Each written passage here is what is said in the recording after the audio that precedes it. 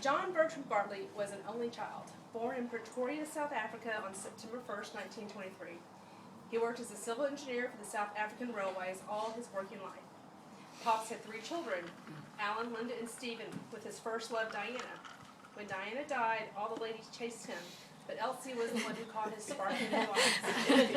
When Elsie died, Pops was alone again until Steve and Merrill decided it was time to move him to Texas in October of 2010. What a whirlwind it was for him, scary and exciting all at the same time.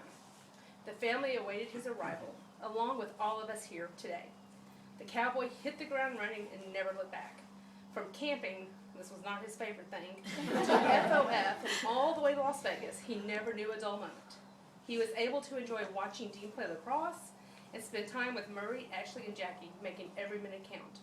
We have all been blessed in some way by Pops, a quick smile or a nod with a mischievous grin. He loved his family.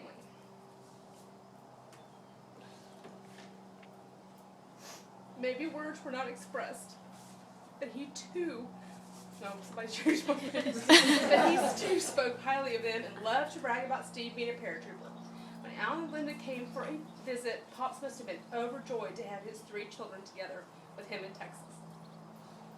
Although I do not personally know all the family in South Africa and Australia, I know they love Pops and he cherished each of them. The past 18 months have been full of fun, trials, tribulations, a little more fun, and now the celebration of a man's life who started out as a South African.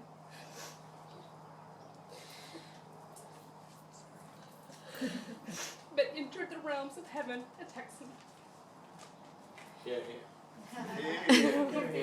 Jesus said to him, I am the way, the truth, and the life. No one comes to the Father except through me. John 14:6. Okay. This is from Murray. He remembers Pop's 88th birthday at the Southern Junction. And the song they played for him by George Strait said he wasn't with us here in Texas for a long time, but he sure was here for a good time. This is from Jack. Before Dean and Ash were born, Murray and I would go and stay with my granny and grandpa, often for the weekend. In the morning, my grandpa would walk the 2 of us from the house across the bridge to the convenience store and would buy himself a newspaper and us a stick of Chappies, which is bubble gum. That was always her favorite time and fondest memory of her granddad. This is Melanie. This is Linda's daughter and Neville's daughter that lives in Australia. She says, staying at Gran and Granddad's house, waking at 6 in the morning to the smell of Granddad's bacon and eggs, with toast and a thick layer of butter. Then off to a local shop for a paper. Granddad would always walk closest to the road to protect me, saying he was older than me and had lived a good life. And if anything should happen, she could be protected and she could live her good life. He was always such a humble man. Linda. The same shop, right? Yes. Same one. Yep. Stick of Chappies. Linda says she always remembers the 6 o'clock alarm. Dad would put on a t-shirt and shorts and his walking shoes and go for a 5-kilometer / a little over 3 miles walk, running jog every morning without fail, except Sunday or if it was raining. The route never changed. Ashley. For as long as I can remember, I have always had the memory of all us grandkids in Granny B and Pop's office coloring, using every bit of his work printer paper, every color crayon, and using the crayon shavings to create art. We would color over every color crayon with black and use his fancy envelope opener to engrave a message to one another. Mom and Dad would get so pissed. Always like that. And shorter notes, playing cricket in the backyard, building racetracks out of dirt for our Hot Wheel cars. These will always be a memory of the wonderful Gramps. This is from Dean. I would feel privileged to have but one memory of Pops. I haven't read this one, so. But luckily enough, I've collected hundreds. For a long time, I began to think I would never meet my grandfather, and it felt like time was running out. I was blessed with the opportunity to meet Pops for the first time 4 years ago. I thought those moments would be the last moments we spent together. At 5 a.m. every morning, I was up with the old man for the morning walk. Make sure to touch the gate.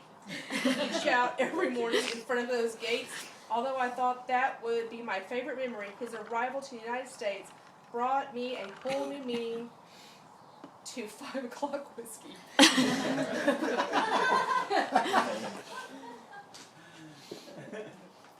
Okay, this is from Neville, Linda's husband, Pop's son-in-law.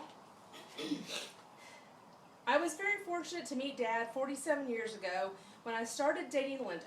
Dad has always been very supportive of his family, and I was privileged to be accepted into the family and have that same support from Dad. As I look back on having the most wonderful father-in-law who was always there with advice when I needed it. In the early years before Linda and I were even engaged, I had an operation, and without hesitation, Dad would drive Linda some 100 kilometers to see me in a hospital. This to me shows what a lovely, caring person Dad was, and the love and caring never wavered. To Steve, Meryl, Murray, Jackie, Ashley, and Dean, thank you for what you have done to make the last years of Dad's life so fulfilling for him. Whenever we received messages and photos of what they were doing, Dad was always smiling. To all of Steve and Meryl's friends who ultimately accepted Pops as their friends, thank you for all the love, support, and prayers through these times. Linda, you have lost a wonderful father, a loving grandfather to Melanie and Hilton. Hilton's their son. And a cherished great-grandfather to Madison, Ashton, and Cameron. I would like to say farewell, Dad, mate. At the going down of the sun in the morning, we will remember, lest we forget. And that is that the Army?